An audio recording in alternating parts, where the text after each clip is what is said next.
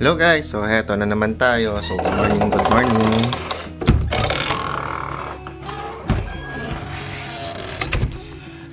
So ito, it's the election day. So Monday na Monday. So ayun, nakapag-prepare na ako para para pumunta na doon sa presinto ko. Actually hanapin ko pa kasi kung saan ako presinto nakalista. Pero dito lang naman sa Toril.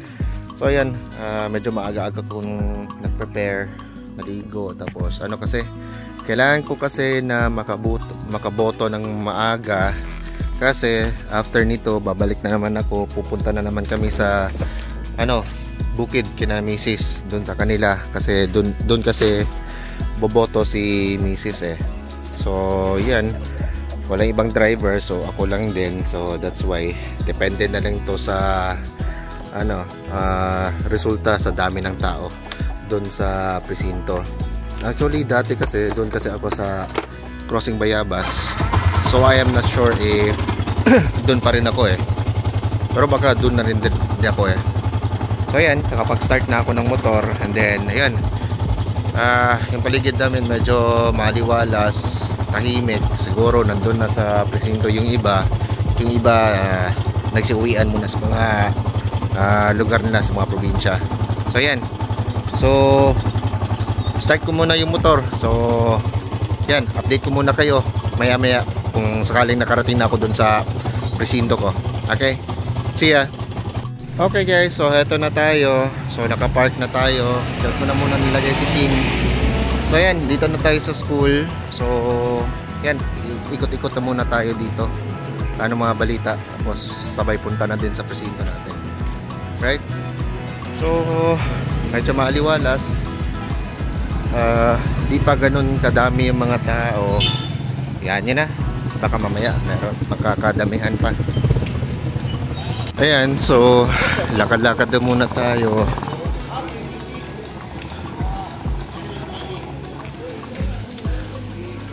Yun nga, dito din ako dati, so baka dito pa rin ako ngayon.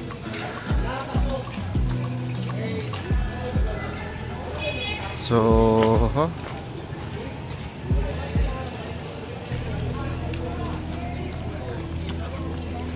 walang masyadong tao dito, pero baka kasi nandun na sa loob yung iba So yan. Oo nga, magsisimula na pala yung botohan Yan, daming tao Careful lang tayo, baka kasi masita tayo diba? Yun na nga, so dumaan muna ako sa listahan para ma-verify ko, at saka syempre, nandun pa rin yung pangalan ko.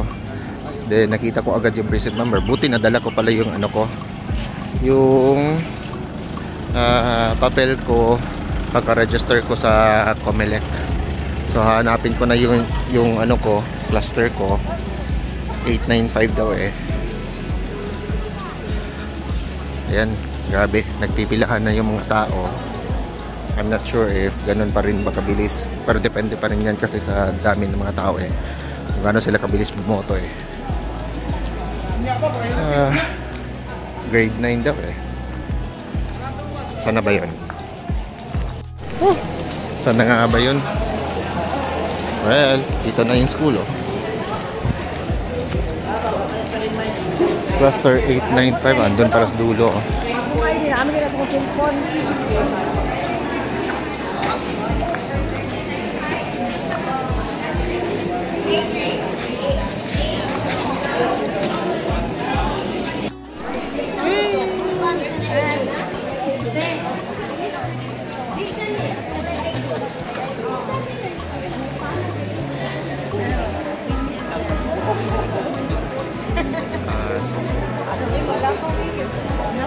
Okay, so nakapila na. Nakita ko na yung presinto ko. And then yun yung setup. Pilahan lang muna hanggang sa makaabot ako doon sa loob ng presinto ko, and then makaboto. So the setup nga pala is kailangan mo munang hanapin yung presinto mo at saka yung cluster mo. Pag nahanap mo, para lumapit ka muna sa kanilang something like Comelec watcher or yung nag-a-assist dito sa mga botante. bibigyan ka na ng papel tapos pipilapan mo. If ever meron ka na doon na napilapan mo na, yun yung ibibigay mo pagkapasok mo sa presinto. Ganun lang kadali, diba? Ay, antay-antay na lang.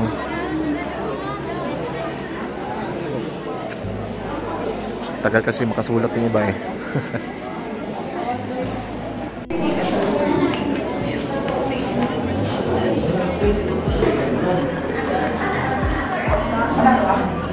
Yee! Sa wakas, nakaboto na din. So ito na oh.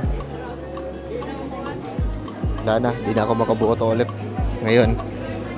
So kakatapos lang, grabe. Parang bumagal kasi yung ano, machine. Para nagka-problema daw yung machine eh. So, yun. Pero so far okay lang naman. Maganda naman ang resulta. Actually, madali lang naman siya. Kaso meron lang talaga mga tao na ano, parang nahihirapan sa pagboto kaya medyo natagalan. Kahit na ako, hindi ko kasi memorize yung councilors ko eh. Senators okay, the rest oo, pero sa councilors wala. So hinanap ko lang doon kung saan yung ano yung party nila. So yun yung coverage sa election day ko. So ayan, dami na din palang nagsiuwian, yung iba nagtatambayan. So palabas na ako ng school. And then uwi na din ako ng bahay kasi pupunta pa kami doon sa ano, Bukid Kinamisis. Doon naman siya boboto. So tambay na naman ako doon. Akalong yun ni iba dito eh. Sana panalo yung mga manok ko. And then yun.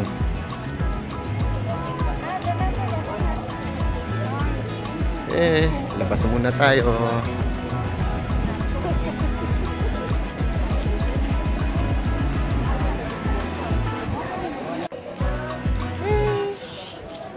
This is the school. Yan, kalabas na din ako. So, yan, pauwi na ako. So, may mga tao pa pauwi na din. Yung iba nagtambay pa. Panalo talaga pag bumoto ka ngayon. So, peaceful pa naman dito. Sana magtuloy-tuloy na ito kahit sa mga susunod na eleksyon. So, wala nang mangyayaring gulo. Ganun lang. Yung parang pasok ang mga tao para bumoto ng matiwasay, kakalabas pa rin sila ng matiwasay pa rin. So, let's go.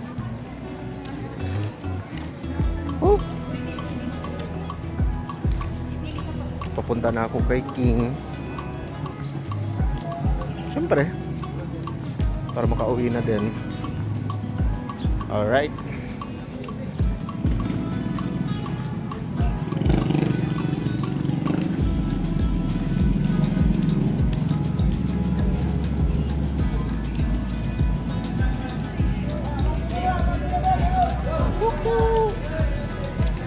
Wala na nakasunod.